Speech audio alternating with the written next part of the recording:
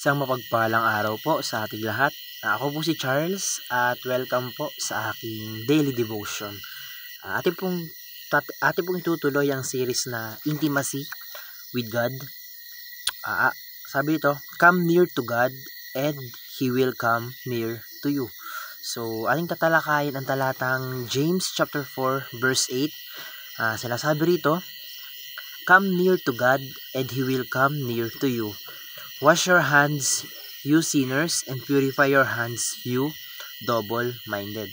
So, sa unang katuruan, sabi po rito, God designs intimacy to be a two-way relationship.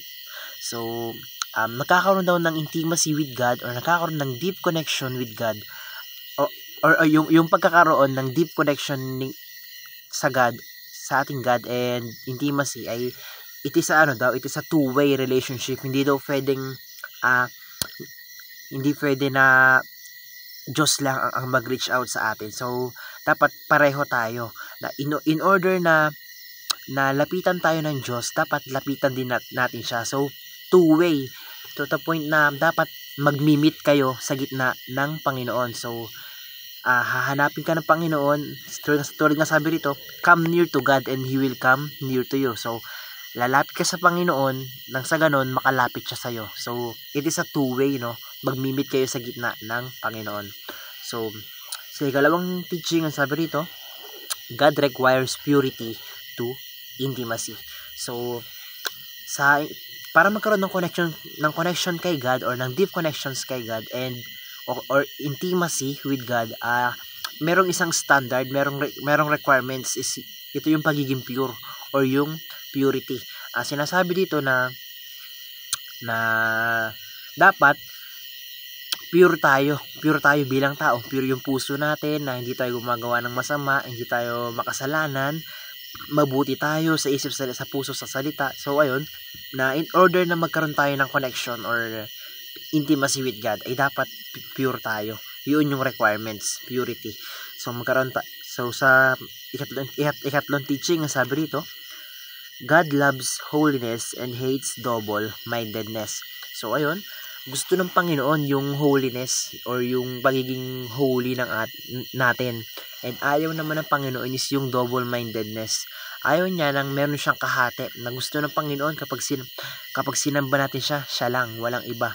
Dapat hindi natin hinahaluan ng mga kung anong ibang bagay, ng mga makamundong bagay. So kumbaga, sundin natin siya, sambahin natin siya lang ang mahalin natin.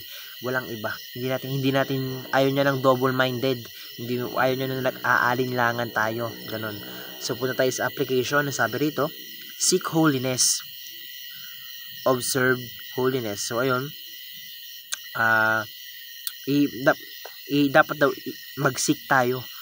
Hanapin natin tayo mismo yung holiness. So ayun, magagawa na natin yun sa pagsunod, sa pamamagitan ng pagsunod sa Kanya or paggawa ng mabubuting bagay, ganon, or pagiging pure ng ating heart. So yun, holiness. Mag-seek tayo ng holiness. Hanapin natin yung holiness sa mundong to, ganon.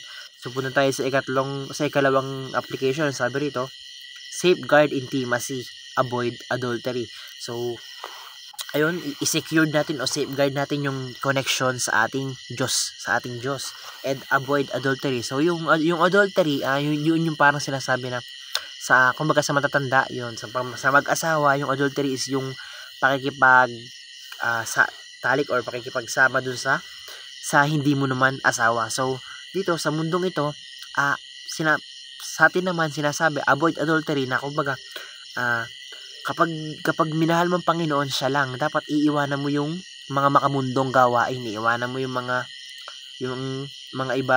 material na bagay dito sa mundo. So kumbaga, kasi yung ibang tao nga, di ba? Kumbaga parang sinasamba nila yung pera, napakahalaga sa kanila ng mga material na bagay dito sa mundo. So kumbaga, dapat kapag sinamba natin ng Lord, siya lang. Wala nang alinlangan, wala tayong ibang pinagtutuunan ng pansin or ibang pinapahalagahan. Kasi yung iba, naniniwala sila kay God o sinasabi nilang naniniwala sila sa Diyos, sinasabi nilang tagasunod sila ng Diyos, pero pinapahalagahan nila yung mga makamundong gawain.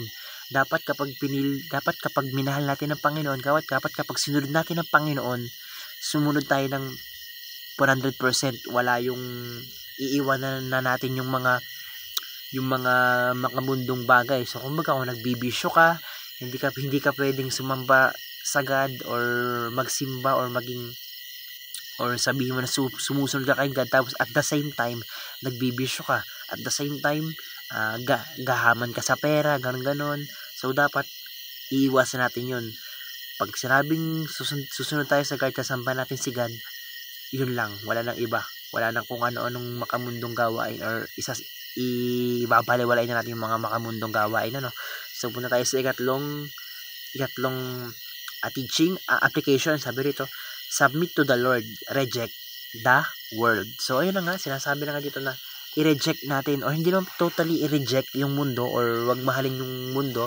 Parang sinasabi dito na iwanan natin yung mga makamundong gawa dito sa lupa, yung mga pagiging gahaman sa pera, yung mga masyadong matakaw or masyadong mapanlamang sa kapwa, yung kumbaga magbawasan natin yung pagiging dependable sa mga material na bagay, na kung saan na dapat alam natin na kung ano lang yung plano ni Lord, yun lang, hindi yung so naapektuhan tayo ng mga material na bagay dito sa mundong ito.